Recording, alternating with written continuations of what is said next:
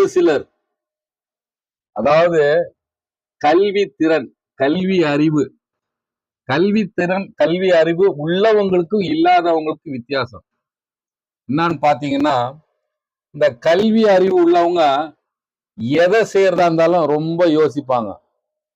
இது சக்சஸ் ஆகுமா, இது ஃபெயிலியர் ஆயிடுமா அப்படின்னு ரொம்ப யோசிப்பாங்க. யார்ட்டையும் போய் கேட்க மாட்டாங்க. ஏன்னா இவங்க அறிவில் சிறந்தவங்க. நம்ம போய் கேட்டுட்டோன்னா நம்மளை முட்டாளன்னு நினைச்சிருவாங்களோட தாழ்வு மனப்பான்மை. அதனால யார்ட்டையும் கேட்க மாட்டாங்க. எந்த ஒரு விஷயம் செய்யறதா இருந்தாலும் லேட் ஆகும். ஆனா கல்வி திறன், கல்வி அறிவு இல்லாதவன் ஒரு அனுபவசாலிட்ட போய் கேட்டு அந்த வேலையை செஞ்சு சக்சஸ் பண்ணிடுவான். நீங்க இங்க அனுபவம் பெருசா அறிவு பெருசான்னு பாத்தீங்கன்னா, அறிவை விட கொஞ்சம் பெருசு அனுபவம். அதனால நம்ம அனுபவசாலி கிட்ட, அந்த கல்வித்திறன் இல்லாதவன் அனுபவசாலி கிட்ட கேட்டு அந்த காரியத்தை சக்சஸ் பண்ணிடுவான்.